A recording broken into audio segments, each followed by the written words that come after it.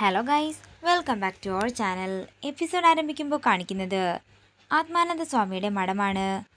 Vishal sir വിഷമിക്കാതെ നമുക്ക് എങ്ങനെയെങ്കിലും ദൈവമേ രക്ഷിക്കാമെന്ന് പാറു പറയുമ്പോൾ എങ്ങനെ രക്ഷിക്കുമെന്ന് പ്രഭാവതി ചോദിക്കുന്നു. തുടർന്ന് പാറു മണിക്കുട്ടനെ വിളിക്കുകയാണ്. മണിക്കുട്ട, നിനക്ക് മാത്രമേ എന്നെ ഇതിൽ നിന്നും രക്ഷിക്കാനാകൂവെന്ന് ഗായത്രിയും പറയുമ്പോൾ മണിക്കുട്ടൻ ഞാനിപ്പോൾ വരാമെന്ന് പറഞ്ഞ് പുറത്തേക്ക് പോകുന്നു. തുടർന്ന് ഉദയനൂർ അമ്മയോട് മണിക്കുട്ടൻ സഹായം ചോദിക്കുമ്പോൾ ഒരു കൂട്ടം തത്തകൾ പല പല ദിക്കിൽ നിന്നും പറന്നെത്തുകയാണ്.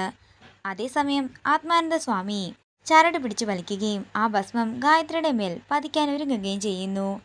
ആ സമയം തന്നെയാണ് ആ ഒരു കൂട്ടം തത്തകൾ മഠത്തിലേക്ക് കയറുകയും ആ ഭസ്മം ഗായത്രിയുടെ ദേഹത്ത് വീഴുന്നതിൽ നിന്നും സംരക്ഷിക്കുകയും ചെയ്യുന്നു. അങ്ങനെ ചക്രത്തിന് ചുറ്റുമുള്ള തീ അണയുകയും ഗായത്രി രക്ഷപ്പെടുകയും ചെയ്യുന്നു. വിശാൽ സാർ അമ്മ രക്ഷപ്പെട്ടെന്ന് പാറു പറയുമ്പോൾ വിശാലിന് സമാധാനമാകുന്നു. അമ്മ ഇനി ഇവിടെ നിൽക്കണ്ട, അമ്മ പോയിക്കോ എന്ന് വിശാൽ പറയുമ്പോൾ ശരിയാ ദൈവമേ ഇനി ഇവിടെ നിൽക്കണ്ട, പോയിക്കോളാൻ പാറുവും പറയുന്നു. ഇത് കേൾക്കുന്ന ഗായത്രി അവരെ രണ്ടിനെയും നോക്കിക്കൊണ്ട് അവിടെ നിന്ന് പോവുകയാണ്.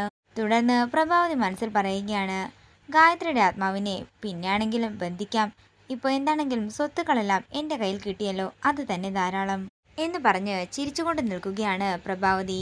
പിന്നീട് കാണിക്കുന്നത് ഗായത്രി വില്ലയാണ്. ദൈവമ്മയുടെയും വിശാൽ സാറിൻ്റെയും ജീവൻ രക്ഷിക്കുന്നതിന് വേണ്ടി എനിക്ക് സ്വത്തുക്കളെല്ലാം പ്രഭാവതി അമ്മയ്ക്ക് എഴുതി കൊടുക്കേണ്ടി വന്നു. വിശാൽ സാർ ഇപ്പോൾ കയ്യിലൊന്നുമില്ലാതെ നിൽക്കുന്നത് എന്നൊക്കെ പറഞ്ഞുകൊണ്ട് ഗായത്രിയുടെ ഫോട്ടോയ്ക്ക് മുന്നിൽ പൊട്ടിക്കരയുകയാണ് പാർവതി. വിശാൽ സാറിനോട് ഇതെങ്ങനെ പറയുമെന്ന് എനിക്കറിയില്ലമ്മേ, അമ്മ തന്നെ എനിക്ക് എന്തെങ്കിലും വഴി കാണിച്ചു തരണം. വിശാൽ സാറിന് ഗായത്രി അമ്മയോടുള്ള സ്നേഹം മുതലെടുത്ത് പ്രഭാവതി അമ്മ ഇങ്ങനെയൊക്കെ ചെയ്യുമെന്ന് ഞാൻ കരുതിയത് പോലുമില്ലെന്ന് പറഞ്ഞ് പാറു കരഞ്ഞുകൊണ്ടിരിക്കുമ്പോൾ അങ്ങോട്ടേക്ക് വിശാൽ വരികയാണ്. എന്താണ് പാർവതി, താൻ എന്തിനാ കരയുന്നത്? പൂജ മുടങ്ങിപ്പോയത് ഓർത്തിട്ടാണോ? അങ്ങനെയാണെങ്കിൽ അത് നമുക്ക് വീണ്ടും നടത്താലോ എന്നൊക്കെ വിശാൽ പറയുന്നു. അതൊന്നുമില്ല സാർ, കുറച്ചു സമയത്തേക്കെങ്കിലും ഗായത്രിയമ്മയുടെ ആത്മാവ് ആ ചക്രത്തിനുള്ളിൽ ബന്ധനത്തിലായില്ലേ, അതോർത്താ ഞാൻ സങ്കടപ്പെട്ടത്. സാരമില്ല, മണിക്കുട്ടൻ്റെ സഹായത്തോടെ അമ്മയെ രക്ഷിക്കാൻ നമ്മളെ കൊണ്ടായല്ലോ. അത്രയും പറഞ്ഞുകൊണ്ട് വിശാലിനെ ചേർത്ത് പിടിച്ച് കരയുകയാണ് പാർവതി. പിന്നീട് കാണിക്കുന്നത് പ്രഭാവതിയാണ്. പാർവതി തന്നെ അടിച്ചു പുറത്താക്കും എന്ന് പറഞ്ഞ കാര്യങ്ങളെല്ലാം ഓർത്ത് പൊട്ടിച്ചിരിക്കുകയാണ് പ്രഭാവതി. അവൾ എന്തൊക്കെയായിരുന്നു എന്നോട് പറഞ്ഞത്? ഗായത്രിയുടെ ആത്മാവിനെ ബന്ധിക്കുമെന്നായപ്പോൾ അവൾ താനേ താഴെ വീണു. അവളെ കീഴ്പ്പെടുത്താനുള്ള ആയുധം അത് തന്നെയാണെന്ന് പ്രഭാവതിക്ക് നന്നായി തന്നെ അറിയാമായിരുന്നു. ഇവിടുത്തെ സ്വത്തുക്കൾ നേടാൻ വേണ്ടിയാണ് പ്രഭാവതി ഇവിടെ ഭാര്യയായി തന്നെ ഇപ്പോൾ അഭിനയിച്ചു കൊണ്ടിരിക്കുന്നത്. എന്താണെങ്കിലും എൻ്റെ കാര്യമെല്ലാം നടന്നല്ലോ, എനിക്ക് സന്തോഷമായെന്ന് പറഞ്ഞ് പ്രഭാവതി പൊട്ടിച്ചിരിക്കുമ്പോൾ അങ്ങോട്ടേക്ക് റിയ വരികയാണ്. ആൻറ്റിക്ക് നല്ല സന്തോഷമാണല്ലോ എന്ന് റിയ ചോദിക്കുമ്പോൾ എൻ്റെ ശത്രുക്കളെയെല്ലാം കീഴ്പ്പെടുത്തി ഇവിടുത്തെ സ്വത്തുക്കളെല്ലാം ഞാൻ കൈക്കലാക്കിയ ദിവസമാണ്, പിന്നെ എനിക്ക് സന്തോഷമില്ലാതിരിക്കുമോ എന്നൊക്കെ പ്രഭാവതി പറയുമ്പോൾ റിയ മനസ്സിൽ പറയുകയാണ്, ഇപ്പം നിങ്ങൾ ചിരിച്ചോ, അധികം വൈകാതെ തന്നെ സ്വത്തുക്കളെല്ലാം എൻ്റെ കൈവശം വന്നു ചേരും.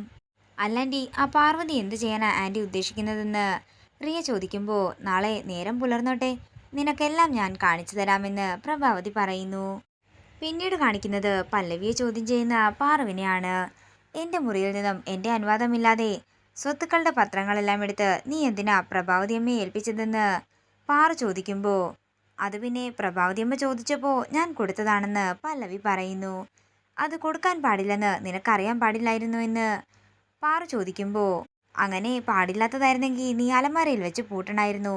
ഇപ്പോൾ ഞാൻ എന്താണെങ്കിലും അത് കൊടുത്തുപോയി, നിനക്കെന്നെ തല്ലണമെങ്കിൽ തല്ലാം, കൊല്ലണമെങ്കിൽ കൊല്ലാമെന്ന് പല്ലവി പറയുമ്പോൾ ദേഷ്യത്തോടെ പല്ലവിയുടെ കഴുത്തിന് പിടിക്കുകയാണ് പാർവതി. തുടർന്ന് പല്ലവി അവിടെ നിലവിളിക്കുമ്പോൾ വിശാലും വിപിനും കൂടി അങ്ങോട്ടേക്ക് വരുന്നു. എന്താ പാർവതി ഇതെന്ന് വിശാൽ ചോദിക്കുമ്പോൾ പല്ലവി ഒന്നും ചെയ്യാതെ പാർവതി പല്ലവിയെ ഉപദ്രവിക്കില്ലെന്ന് വിപിൻ പറയുന്നു.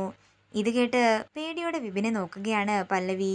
ഇതോടുകൂടി ഇന്നത്തെ എപ്പിസോഡ് ഇവിടെ തീരുകയാണ്. വീഡിയോ ഇഷ്ടമായെങ്കിൽ മറക്കാതെ ലൈക്ക് ചെയ്യുക, ഷെയർ ചെയ്യുക, കമൻറ്റ് ചെയ്യുക. കൂടുതൽ സീരിയൽ അപ്ഡേറ്റ്സിനായി മറക്കാതെ സബ്സ്ക്രൈബ് ചെയ്യുക നയൻസ് ക്രിയേഷൻസ്.